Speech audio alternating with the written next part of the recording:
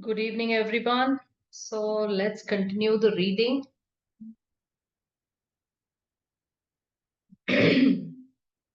And I don't know if any of you Good evening, ma'am. went through this before.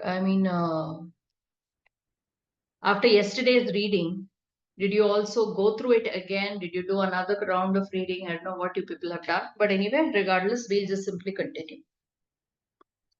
What progress is really like? Imagine that you have an ice cube sitting on the table in front of you. The room is cold and you can see your breath. It is currently 25 degrees. Ever so slowly, the room begins to heat up. 26 degrees, 27, 28. The ice cube is still sitting on the table in front of you. 29 degrees, 30, 31. Still nothing has happened. Then 32 degrees. The ice begins to melt. A 1 degree shift, seemingly no different from the temperature increases before it, has unlocked a huge change. What is that? I didn't understand. A 1 degree shift, seemingly no different from the temperature increases before it, has unlocked a huge change. Okay. Breakthrough moments are often the result of many previous actions, which build up the potential required to unleash a major change. This pattern shows up everywhere. Cancer spends 80% of its life undetectable, then takes over the body in months. Bamboo can barely be seen for the first 5 years as it builds extensive root systems underground before exploding 90 feet into the air within 6 weeks. Similarly, habits often appear to make no difference until you cross a critical threshold and unlock a new level of performance. In the early and middle stages of any quest, there is often a valley of disappointment. You expect to make progress in a linear fashion, and it's frustrating how ineffective changes can seem during the first weeks, first days, weeks, and even months. It doesn't feel like you're going anywhere. It's a hallmark of any compounding process. The most powerful outcomes are delayed. Basically, for anything, you can't see results immediately. That is what the moral of the story. This is one of the core reasons why it is so hard to build habits that last. People make a few small changes, fail to see a tangible result, and decide to stop. You think, I've been running for a month, so why can't I see any change in my body? Once this kind of thinking takes over, it's easy to let good habits fall by the wayside.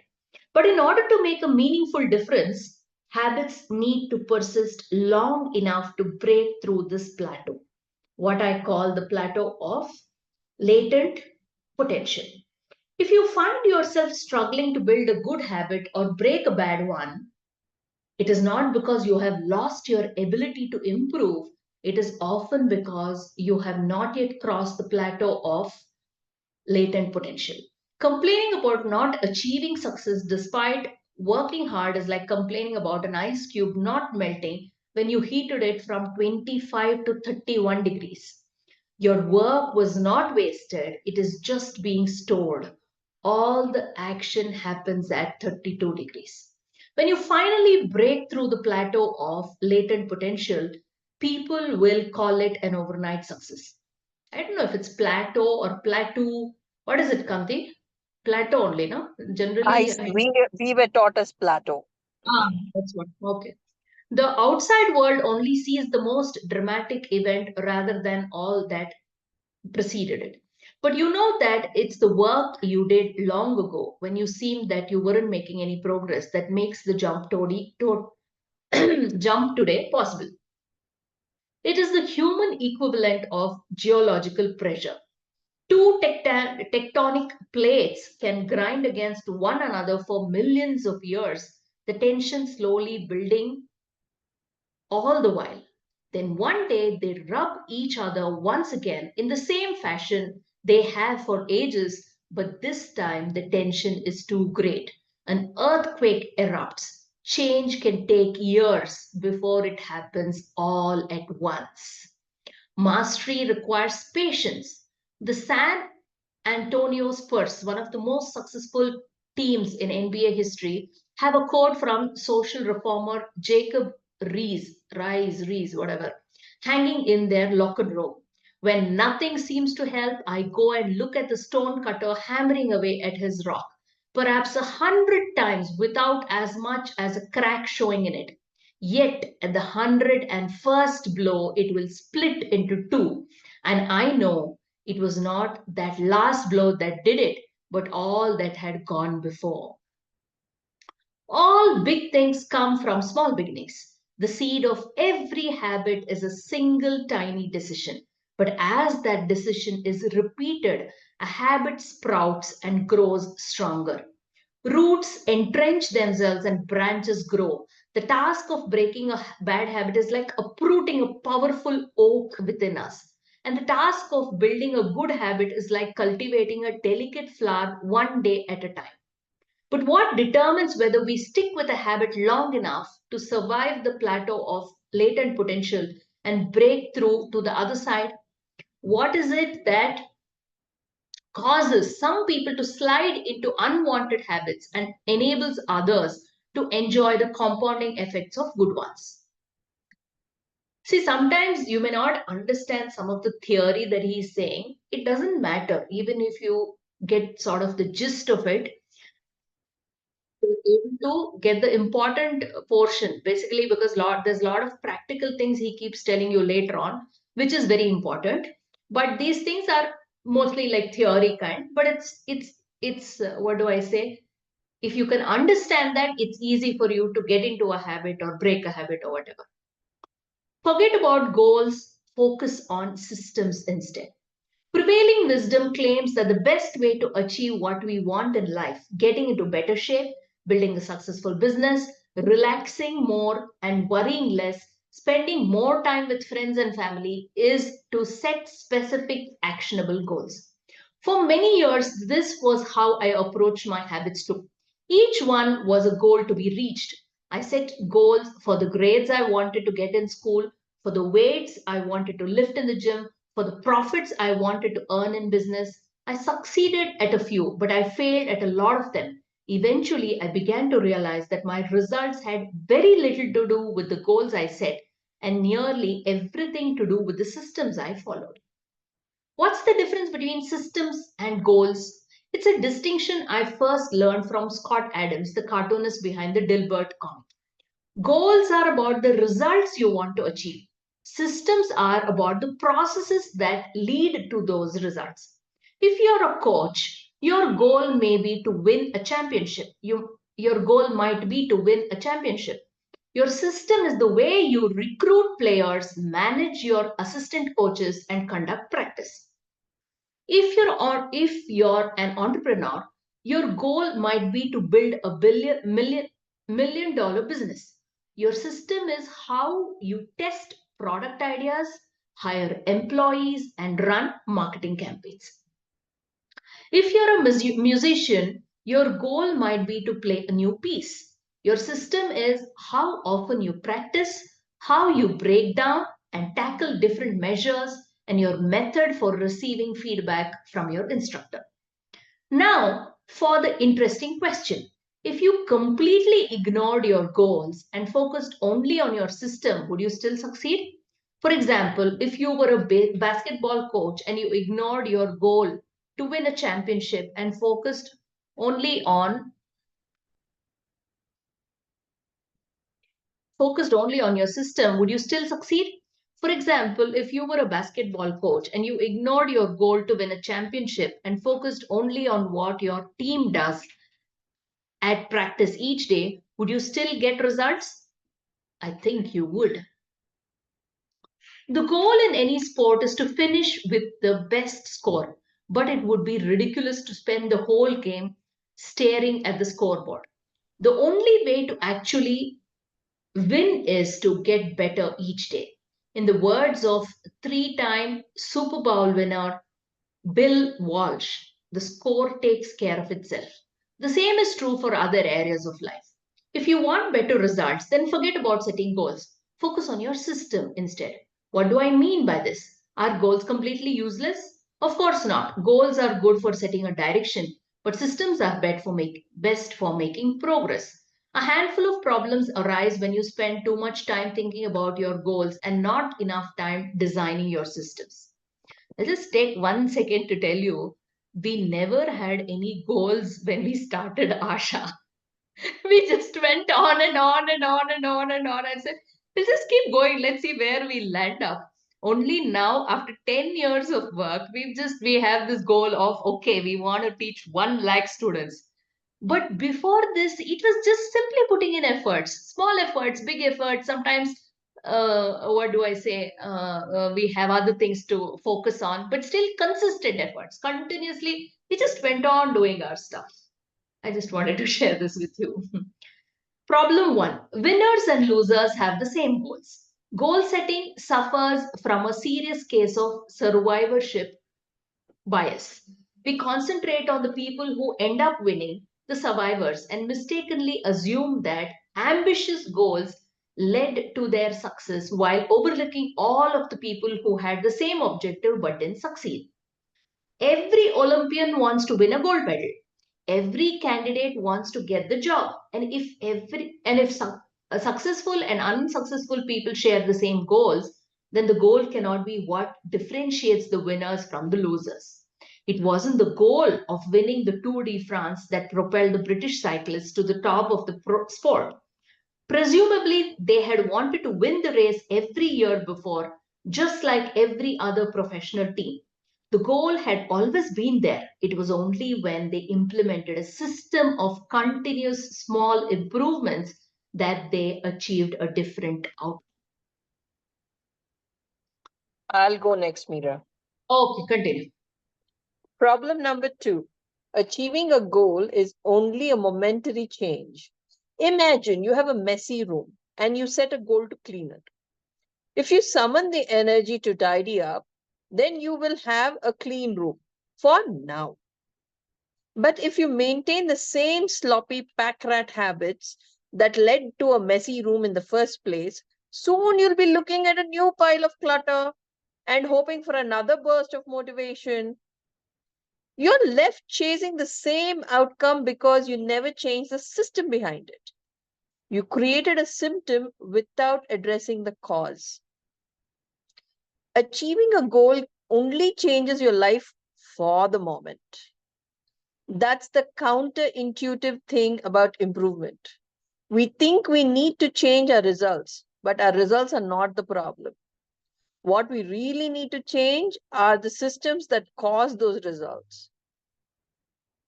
When you solve problems at the results level, you only solve them temporarily. In order to improve for good, you need to solve problems at the systems level. Fix the inputs and the outputs will fix themselves. Problem number 3. Goals restrict your happiness. The implicit assumption behind any goal is this: once I reach my goal, then I'll be happy. The problem with a goals first mentality is that you are continually putting happiness off until the next milestone. I've slipped into this trap so many times I've lost count. For years, happiness was always something for my future self to enjoy. I promised myself that once I gained 20 pounds of muscle or after my business was featured in the New York Times, then I could finally relax. Furthermore, goals create an either or conflict. Either you achieve your goal and are successful, or you fail and you're a disappointment. You mentally box yourself into a narrow version of happiness. This is misguided. It is unlikely that your actual path through life will match the exact journey you had in mind when you set out. It makes no sense to restrict your satisfaction to one scenario when there are so many paths to success. A systems first mentality provides the antidote. When you fall in love with the process rather than the product, you don't have to wait to give yourself permission to be happy. You can be satisfied anytime your system is running. And a system can be successful in many different forms, not just the one you first envisioned. Okay. Problem number 4. Goals are at odds with long-term progress. Finally, a goal-oriented mindset can create a yo-yo effect. Many runners work hard for months, but as soon as they cross the finish line, they stop training. The race is no longer there to motivate them. When all your hard work is focused on a particular goal, what is left to push you forward after you achieve it? This is why many people find themselves reverting to their old habits after accomplishing a goal. The purpose of setting goals is to win the game. The purpose of building systems is to continue playing the game. True long-term thinking is goal-less thinking. It is not about any single accomplishment. It is about the cycle of endless refinement and continuous improvement. Ultimately, it is your commitment to the process that will determine your success. A system of atomic habits. If you're having trouble changing your habits, the problem isn't you. The problem is your system. Bad habits repeat themselves again and again, not because you don't want to change, but because you have the wrong system for change. You do not rise to the level of your goals. You fall to the level of your systems. Focus on the overall system rather than a single goal is one of the core themes of this book. It is also one of the deeper meanings behind the word atomic. By now, you probably realize that an atomic habit refers to a tiny change, a marginal gain, a 1% improvement. But atomic habits are not just any old habits, however small. They are little habits that are part of a larger system. Just as atoms are building blocks of molecules, atomic habits are building blocks of remarkable results. Just give me a second, guys.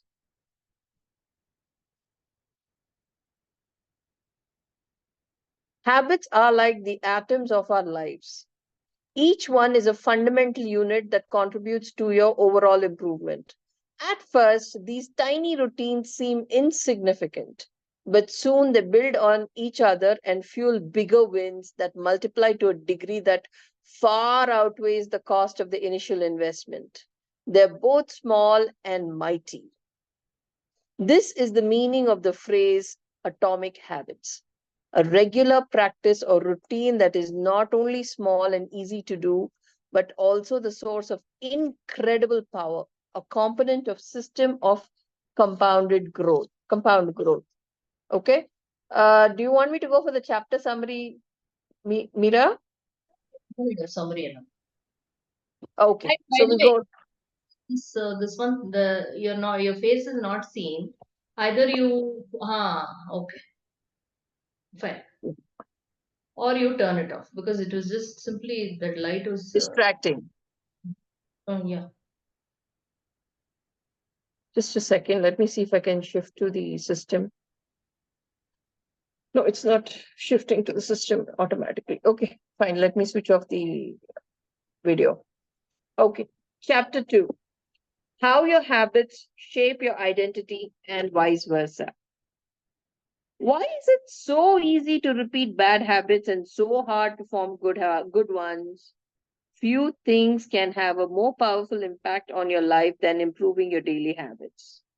And yet, it is likely that this time, next year, you'll be doing the same thing rather than something better. It often feels difficult to keep good habits going for more than a few days, even with sincere effort and the occasional burst of motivation. Habits like exercise, meditation, journaling, and cooking are reasonable for a day or two and then become a hassle. However, once your habits are established, they seem to stick around forever, especially the unwanted ones. Despite our best intention, unhealthy habits like eating junk food, watching too much television, procrastinating, and smoking, which can feel impossible to break.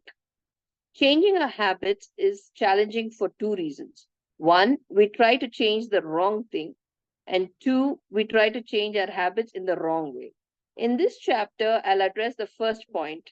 In the chapters that follow, I'll answer the second. Our first mistake is that we try to change the wrong thing. To understand what I mean, consider that there are 3 levels at which change can occur. You can imagine them as like a layers of an onion. The first layer is changing your outcomes.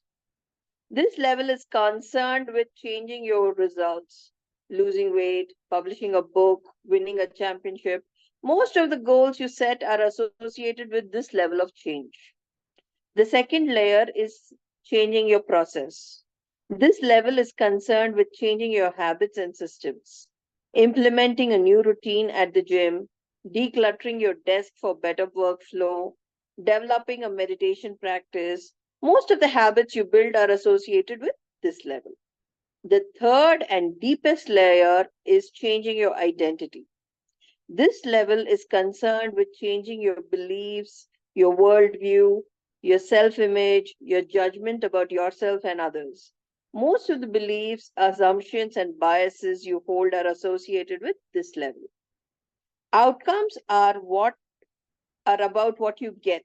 Processes are about what you do. Identity is about what you believe. When it comes to building habits that last, when it comes to building a system of 1% improvements, the problem is not one level is better or worse than the other. All levels of change are useful in their own way. The problem is the direction of change. Many people begin the process of changing their habits by focusing on what they want to achieve. This leads us to outcome based habits. The alternative is to build identity based habits. With this approach, we can start by focusing on who we wish to become. Okay, guys, you probably have to look at the uh, diagrams in your books. Please look at them and you'll understand it better. Imagine 2 people resisting a cigarette. When offered a smoke, the first person says, "No, thanks, I'm trying to quit."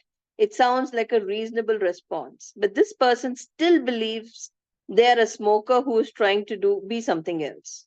They're hoping their behavior will change while carrying around the same beliefs. The second person declines by saying, "No, thanks, I'm not a smoker." It's a small difference, but this statement signals a shift in identity. Smoking was a part of their former life, not their current one. They no longer identify as someone who smokes. Most people don't even consider identity change when they set out to improve. They just think, "I want to be skinny," outcome. And if I can stick to the diet, then I'll be skinny, process. They set goals and determine the actions that they should take to achieve those goals without considering the beliefs that drive their action.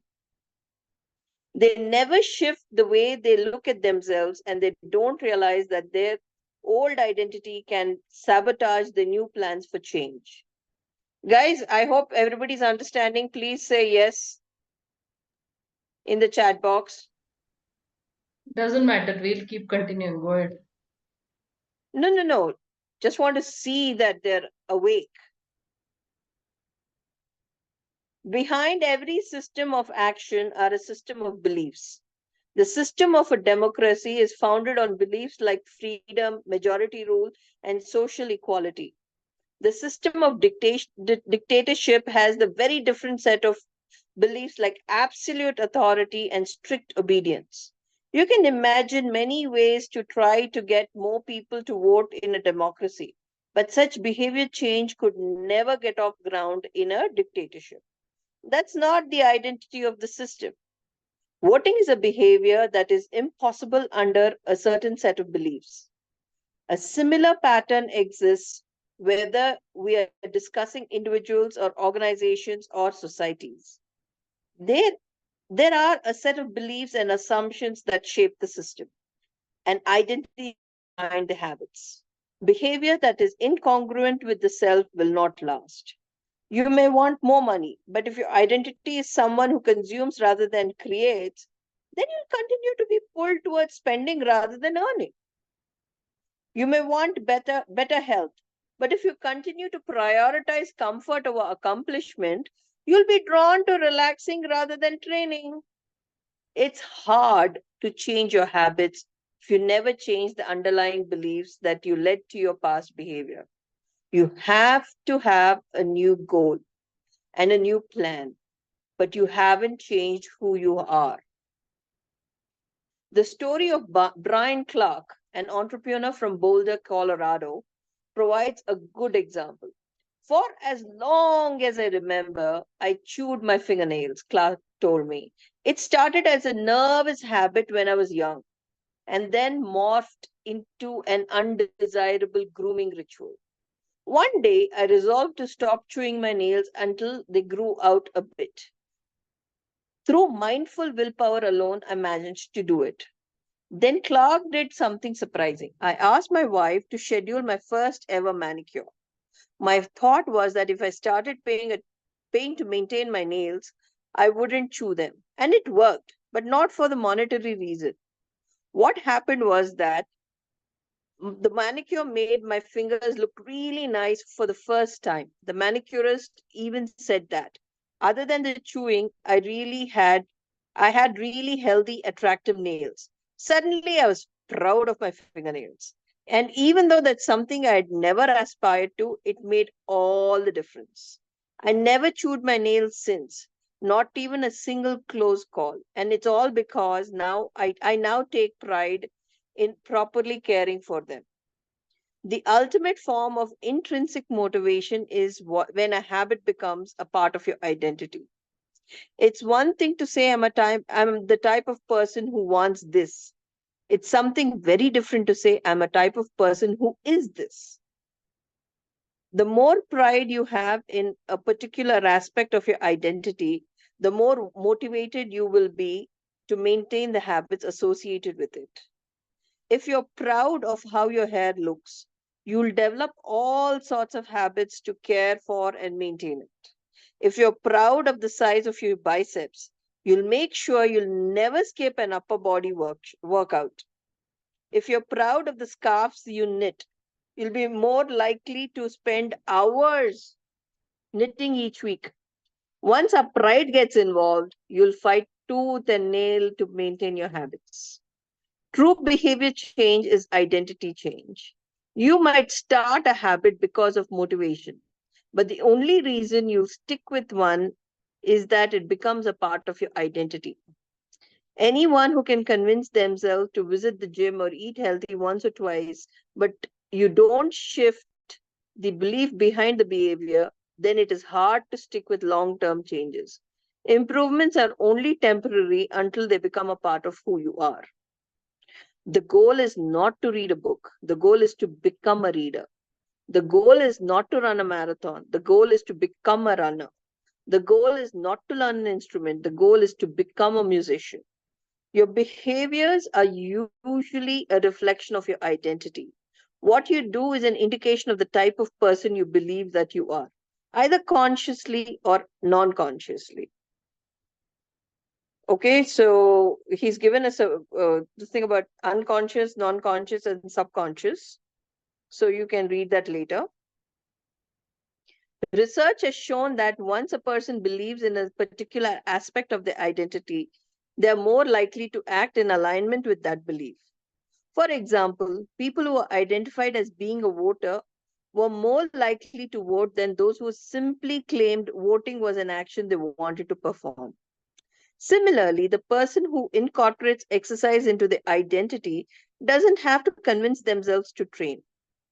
Doing the right thing is easy. After all, when your behavior and your identity are fully aligned, you are no longer pursuing behavior change. You're simply acting like the type of person you already believe yourself to be. Like all aspects of habit formation, this too is a double-edged sword. When working for you, identity change can be a powerful force for self-improvement. When working against you, though, identity identity change can be a curse. Once you have adopted an identity, it can be easy to let your allegiance to it impact your ability to change. Many people walk through life in a cognitive slumber, blindly following the norms they attach to the identity. I'm terrible with directions. I'm not a morning person. I'm bad at remembering people's names. I'm always late. I'm not good with technology. I'm horrible at math and thousand other variations. When you have repeated a story to yourself for years, it is easy to slide into these mental grooves and accept them as a fact. In time, you begin to resist certain actions because that's not who I am. There is internal pressure to maintain your self image and behave in a way that is consistent with your beliefs. You find whatever way you can to avoid contradicting yourself. The more deeply a thought or action is tied to your identity, the more difficult it is to change it.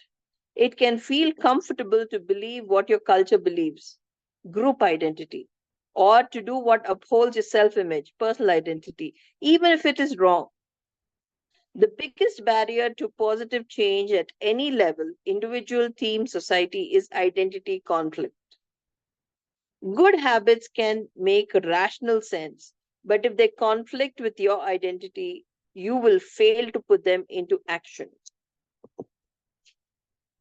On any given day, you may struggle with your habits because you are too busy or too tired or too overwhelmed or hundreds of other reasons. Over the long run, however, the real reason you fail to stick with habits is that your self image gets in the way. This is why you can't get too attached to one version of your identity. Progress requires unlearning. Becoming the best version of yourself requires you to continuously edit your beliefs and to upgrade and expand your identity. This brings us to an important question. If your beliefs and worldview play such an important role in your behavior, where do they come from in the first place? How exactly is your identity formed?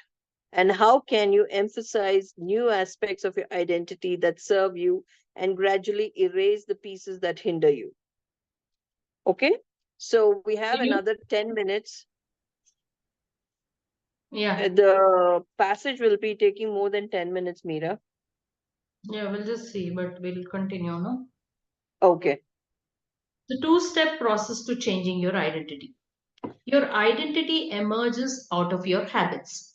You are not born with preset beliefs. Every belief, including those about yourself, is learned and conditioned through experience. Let me just tell you one thing before I continue. This is the heaviest part of the book, okay? So don't get perturbed by it. Later, it's more of, like I said, instructions and stuff like that. Only here, this is a little bit of quite a bit of theory. More precisely, your habits are how you embody your identity. When you make your bed each day, you embody the identity of an organized person. When you write each day, you embody the identity of a creative person. When you train each day, you embody the identity of an athletic person.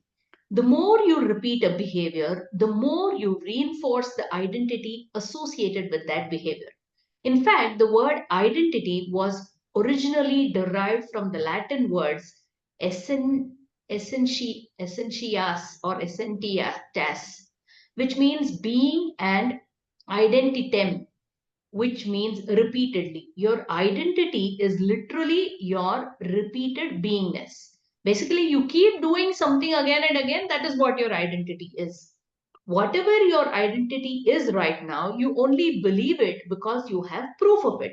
If you go to church every Sunday for 20 years, you have evidence that you are religious. If you study biology for 1 hour every night, you have evidence that you are studious. If you go to the gym even when it's snowing, you have evidence that you are committed to fitness. The more evidence you have for a belief, the more strongly you will believe it.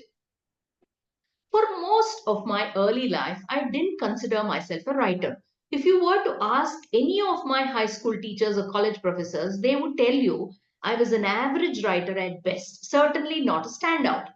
But when I began my writing career, I published a new article every Monday and Thursday for the first few years.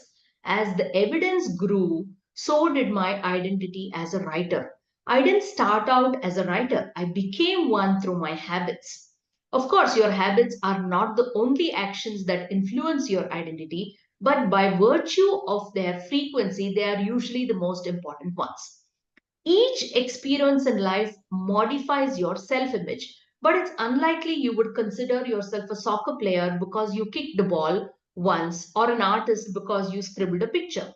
As you repeat these actions, however, the evidence accumulates and your self image begins to change. The effect of one off experiences tend to fade away while the effect of habits gets reinforced with time, which means your habits contribute most of the evidence that shapes your identity. In this way, the process of building habits is actually the process of becoming yourself. This is a gradual evolution. We do not change by snapping our fingers and deciding to be someone entirely new. We change bit by bit, day by day, habit by habit. We are continually undergoing micro evolutions of the self. Each habit is like a suggestion. Hey, maybe this is who I am. If you finish a book, then perhaps you're the type of person who likes reading. If you go to the gym, then perhaps you're the type of person who likes exercise.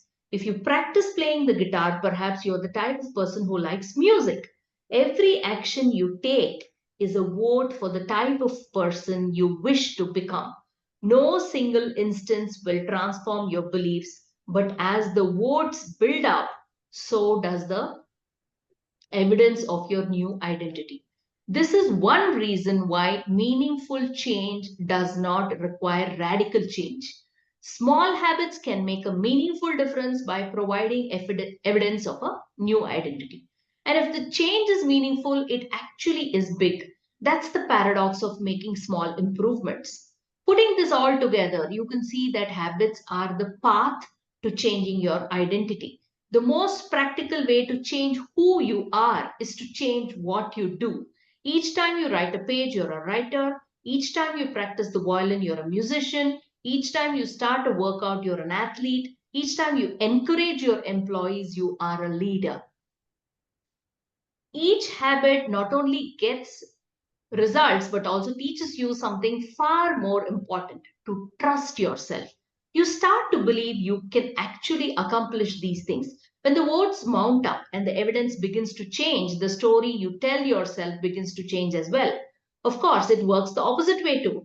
Every time you choose to perform a bad habit, it's a vote for that identity. The good news is that you don't need to be perfect. In any election, there are going to be votes for both sides. You don't need a unanimous vote to win an election. You just need a majority. It doesn't matter if you cast a few votes for a bad behavior or an unproductive habit. Your goal is simply to win the majority of the time. New identities require new evidence. If you keep casting the same votes you've always cast, you're going to get the same results you've always had. If nothing changes, nothing is going to change. It is a simple two-step process. Decide the type of person you want to be. Prove it to yourself with small wins. First, decide who you want to be. This holds at any level: as an individual, as a team, as a community, as a nation. What do you want to stand for? What are your principles and values? Who do you wish to become? These are big questions, and many people aren't sure where to begin. But they do know what kind of results they want: to get six pack abs, or to feel less anxious, or to double their salary. That's fine. Start there and work backwards from the results you want to the type of person who could get these results. Ask yourself, who is the type of person who could get the outcome I want? Who is the type of person who could lose 40 pounds? Who is the type of person that could learn a new language? Who is the type of person that could run a successful startup? For example, who is the type of person who could write a book? It's probably someone who is consistent and reliable. Now your focus shifts from writing a book to being the type of person who is consistent and reliable. This process can lead to beliefs like, I'm the kind of teacher who stands up for her students. I am the kind of doctor who gives each patient the time and empathy they need. I am the kind of manager who advocates for her employees. Once you have a handle on the type of person you want to be, you can begin taking small steps to reinforce your desired identity. I have a friend who lost over 100 pounds by asking herself, what would a healthy person do? All day long, she would use this question as a guide. Would a healthy person walk or take a cab? Would a healthy person order a burrito or a salad? She would figure if she acted like a healthy person long enough, eventually she would become that person. She was right. The concept of identity based habits is our first introduction to another key theme in this book: feedback loops. Your habit shapes your identity, and your identity shapes your habit. It's a two-way street. The formation of all habits is a feedback loop, a concept we will explore in depth in the next chapter. But it's important to let your values, principles, and identity drive the loop rather than your results. The focus should always be on becoming that type of person, not getting a particular outcome. We'll stop. Mira, no, there's just another small paragraph. You can finish it and then we'll go for the Yeah. discussion. The real reason habits matter. Identity change is the north star of habit change. The reminder, the, The remi- remainder. the remainder of this book will provide you with step-by-step instructions on how to build better habits in yourself, your family, your team, your company, and anywhere else you wish. But the true question is, are you becoming the type of person you want to become? The first step is not what or how, but who. You need to know who you want to be. Otherwise, your quest for change is like a boat without a rudder. And that's why we are starting here. You have the power to change your beliefs about yourself. Your identity is not set in stone. You have a choice in every moment. You can choose the identity you want to reinforce today and with the habits you choose today. And this brings us to the deeper purpose of this book and the real reason habits matter. Building better habits isn't about littering your day with life hacks. It's not about flossing one tooth each night or taking a cold shower each morning or wearing the same outfit each day. It's not about achieving external measures of success like earning more money, losing weight, or reducing stress. Habits can help you achieve all of these things, but fundamentally, they're not about having something, they are about becoming someone. Ultimately, your habits matter because they help you become the type of person you wish to be. They are the channel through which you develop your deepest beliefs about yourself.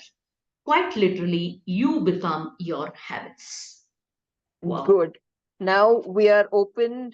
We have opened this thing. So let us please. Yeah, Kanti, before I just go to the others, so is there an identity that you want to take? Yes, I do. I was thinking I want to do. I want to become a healthier person. Okay. First, start with healthier, and then start with a doer. Because now I'm just a watcher. So I want That's to again become. connected to health only, is it? The doer also. No, as a person. As a person. Okay. The first time I read this book, also, I contemplated on this for quite some time. I'm yet to discover. There are a lot of things I want to do. I mean, I want to read more books. Then I want to reach a place on time. I never reach a place on time. I'm always so I want to be punctual. So like that, there are a list of things I want to do. But what I want to be, I'm yet to. No, the more I was reading, the more I was thinking, okay, now what identity of mine that I need to change? I think it takes some time for us. So, what is it that you're really longing for? You just want to be, No, maybe it's is not a it, question of longing, Mira. It's not a question of longing. It's a question of questioning your identity, questioning of what you think of yourself. it's not And questioning. It's not just questioning, it's about changing. only, no. Only if you question and you have a clear picture of who you are, that And then you what can you think want of, to become. yes, what you want to become, right? Yeah. So each of you, I Yes. want to think of what you how clear is your idea about who you are and what you want to become. You can I take want those two each of you to questions or tell just me. simply say what you felt about what you Yes, understood about today. That either was the either that or either this. I'm just giving you a direction in which you can answer. okay. So who's the first person? Chandrasekhar, I think. See. Oh no, Akshaya is there. Go ahead, Akshaya. Yes, ma'am. Ma'am, firstly, it was a wonderful session. Both of you read really well, which I forgot to say yesterday also. And also, what I liked in this was that one particular thing which was heart touching was for me that election thing, like we just need majority to win, not complete votes. So that's what I just felt like if I have to achieve something, major part I have to spend on that, like on my efforts, and it's fine for some time to binge watch or to do something else also. So that one Absolutely. I liked it, and also uh, and to be honest, I didn't understand much, ma'am. But it's fine. I just got a bird eye view. I'm happy. See, that's the whole point. This is something for you to, it will take some time for the gist to sink in. Okay. If you understood a basic thing, that's good enough. And this Because book, it's yeah, it's not like a novel wherein you just okay, complete finish that book and close it and stash it away. It's not that kind of a book. This is a book that you will have to revisit. You have to keep going back to it and make notes and then have a what do you say call to a self action. dialogue, Yeah, a self absolutely. dialogue. Dialogue and a dialogue and even action, all those things. So that's what. But we're starting with this. That's good, Manasa. What you this one, Akshay, what you said. Then Chandrasekhar. Yes, ma'am. Today session is so good, ma'am. I want to notice so many points, ma'am, today. Good. I'm uh, glad. yeah, actually, yeah, ma'am. You said, ma'am, it's, goals and systems, ma'am. You said no. Here, the little habits are the larger system, and atoms are building blocks of the molecules, and automatic habits are the building blocks of the remarkable results. This one, ma'am, and you said like yeah, goals are good for setting a direction, but systems are the best for making a progress. Very I nice. and I'm glad you're quoting. and I want to notice this one also. Goals restrict your happiness. Problem three. Here I remember. Yeah, actually, ma'am, yes, I remember APJ Abdul Kalam quote, ma'am. Yeah, yes, success is just Abdul Kalam ji say no. Success is just a first. I am unable to remove that. APJ Abdul Kalam said. It's okay. You uh, can remember it and post it in the group. ma'am, that's that. Goals are exceed your happiness. I remember that APJ Abdul Kalam's quote also. And you said in chapter 2, yes, ma'am. Here, as goal is not a read a book. A goal is a become a reader, and goal is not run to run marathon. Goal is a become a runner. And Correct. Correct. this, yes, ma'am, I remember this points, and I remember how I can implement, how I can daily reading. I want to like reading challenge, send the videos like that, ma'am. So I want to implement like this every day to reading. Absolutely. Goal is not Excellent. to read a book. Goal is become a reader. Excellent. Excellent. Excellent. So Yes, ma'am. thanks, Chandrasekhar. That's nicely put. Pujita. Thank you, ma'am. Yes, ma'am. I think the topic is the real reason habits matter is not because they can get you better results, but because they can change your beliefs about yourself. It is absolutely true, ma'am. Actually, I want to become a fitness freak. So whenever they ask about my hobbies, I used to say that from past 3 to 4 weeks, I'm trying to do exercises regularly. Even if I'm not, I can't able to do in the morning, I'm trying to do in the evening. So now I'm slowly improving myself, ma'am. Great, great. Manasa, Manasa? Yeah.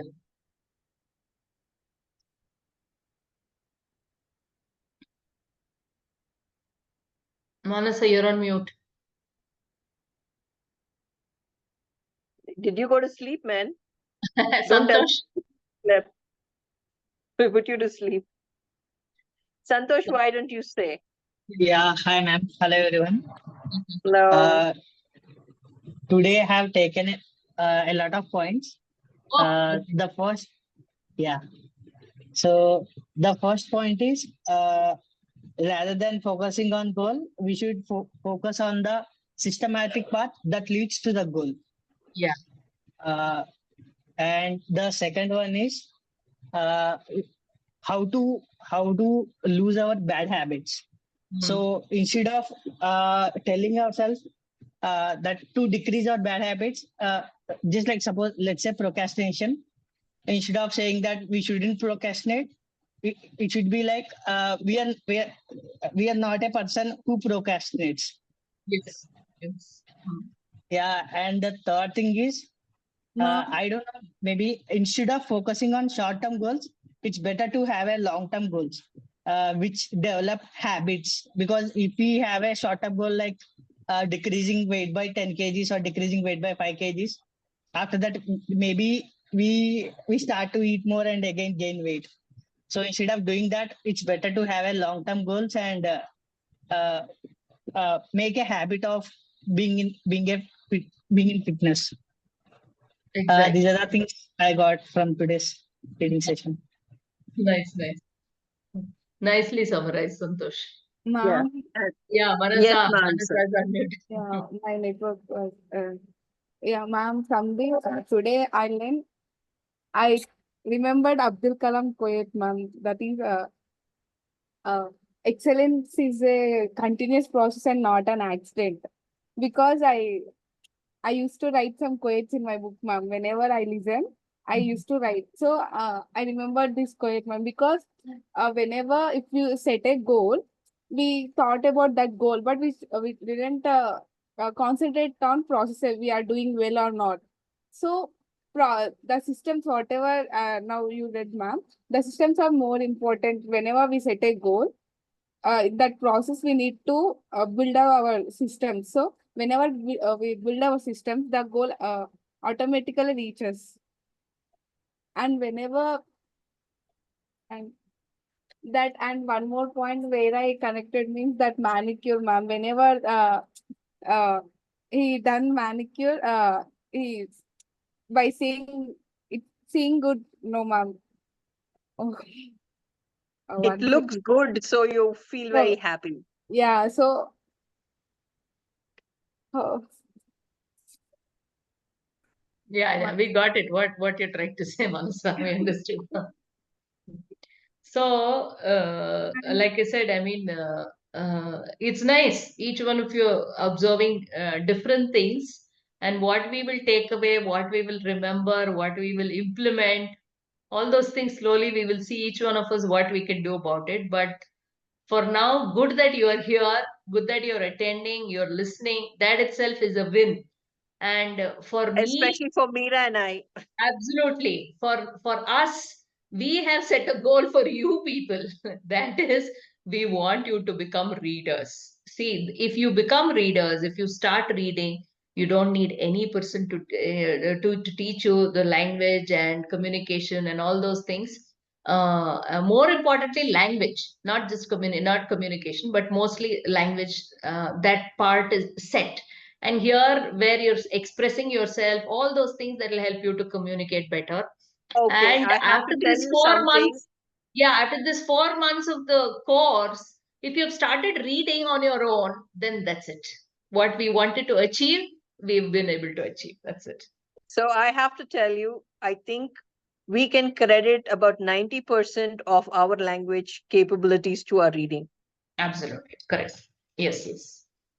We may love the language, but it is the reading that has given us the skill at it. Correct.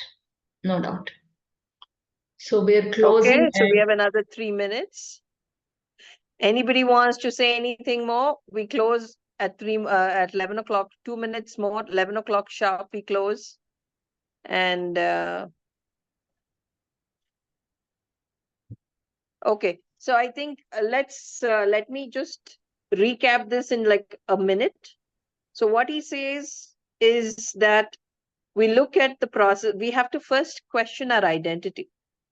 I think that is my takeaway, that, you have to question what you think about yourself. And once you question what you think about yourself, and then you will see what are the roadblocks to what you want to become.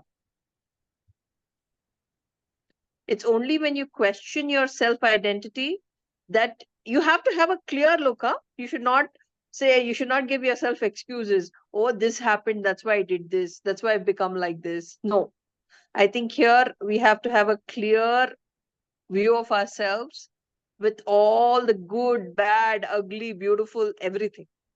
And we should accept that. And this whole thing is, it's not for anybody else at all. We don't have to justify our whatever we do for others. This is purely for our own self. You have got into this because you want to become somebody. You want to shape your life in a certain way. So it's all about yourself and for you. It's not for anyone else. So if you So look they at say, it that. Meera, what they say is, if you want to see the world change, first change yourself. Yeah, absolutely. Absolutely. Ma'am, whenever we shape ourselves rightly, the right one will be comes in our future, I think. No one, we should not bother for others. Whenever we do ourselves correct, I think in our for current situation, I think we don't have anyone, but in further, we will get good ones if we shape ourselves correctly. Yes. True. So one more thing they keep saying, no, he keeps talking about belief.